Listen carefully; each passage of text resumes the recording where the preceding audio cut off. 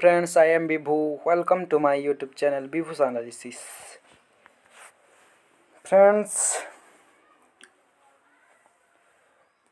आप अगर चाहते हैं कि सीटेट एग्ज़ाम देने के लिए तो आज हम पूरा डिस्कस करेंगे सीटेट क्या है, इसमें क्या क्या एलिजिबिलिटी क्राइटेरिया रहता है, कौन दे सकता है और इसे देने के बाद आप कौन सी बोलते हैं ना कौन सी जो हमारा कौन सी सेक्टर में काम कर सकते हैं। तो let discuss what is CTET. CTET का मतलब ये होता है कि सेंट्रल टीचर एलिजिबिलिटी टेस्ट। ये इसे कौन कंडक्ट करता है? हमारा जो नेशनल लेवल एग्ज़ाम होता है, ये जो सीटेट होता है ये नेशनल लेवल का होता है। इसे कंडक्ट करता है हमारा central board of secondary education और CBSE। And the central teacher eligibility test, इसे कहा जाता है सेंट्रल टीचर एलिजिबिलिटी टेस्ट और CTET. Conducted twice a year, एक साल में ये 2 बार होता है। एंड इसके लिए जो एलिजिबिलिटी होता है कैंडिडेट का, वो होता है appoint of teacher for class 1 to 8। इसे देने के बाद आप अगर क्वालिफाई करते हैं तो क्लास 1 से क्लास 8 तक आप पढ़ा सकते हैं। और इसका जो क्वेश्चन आता है वो 2 पेपर होता है, पेपर 1 एंड पेपर 2। तो इसके लिए एलिजिबल कौन है? जो भी अगर सीटेट एग्ज़ाम देने को चाहते हो, कोई भी अगर सीटेट एग्ज़ाम देने के लिए आग्रही हैं तो उनका जो मार्क होता है वो 45% से एबव होना चाहिए।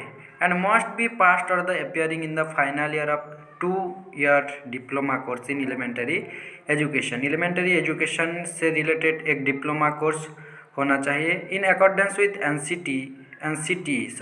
NCT का मतलब जो होता है हमारा national council for teacher education होता है। It recognise norm and procedure regulation 2002। Then बात कर लेते हैं what is the profit of this exam. अगर आप इस एग्ज़ाम को देते हैं तो आपको कौन कौन सी प्रॉफिट मिलेगा। अगर आप इस एग्ज़ाम क्वालिफाई कर लेते हैं तो prospectively you are apply to teacher requirement process. अगर KVS, NVS, PSSB, DSSB and central school and army public school, ये जो स्कूल्स होता है, अगर आप सीटेट एग्ज़ाम में क्वालिफाई कर लेते हैं, एलिजिबल हो जाते हैं, तो आप केंद्रीय विद्यालय समिति जो होता है KVS, इसके बाद NVS का मतलब होता है नवोदय विद्यालय समिति, जो नवोदय में क्या होता है क्लास 1 to 12 तक होता है। एंड PSSB ये होता है प्राइमरी सोशल सिक्योरिटी बेनिफिट। ये क्या है? Retirement planning. इससे क्या किया जाता है, जो रिटायर लेते हैं उसका प्लानिंग किया जाता है कि इससे कितना सैलरी मिलेगा, उसका जो रिटायरमेंट रुपीज है कितना मिलेगा। एंड DSSB, यहाँ एक S नहीं लिखा हुआ, तो DSSB का मतलब होता है DSSB Delhi subordinate service selection board. ये सिर्फ हमारा दिल्ली टेरिटोरी में ही होता है, जो सर्विस सिलेक्शन बोर्ड होता है, इसमें सिलेक्ट किया जाता है सर्विस होल्डर्स को।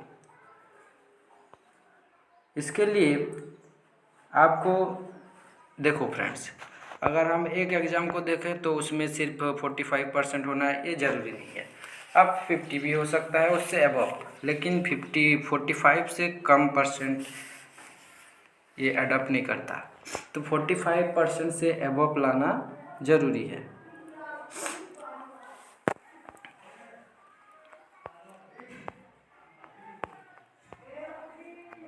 तो फ्रेंड्स, अगर वीडियो मेरा अच्छा लगा हो तो please like, share and subscribe करना ना भूलें। Thank for watching video.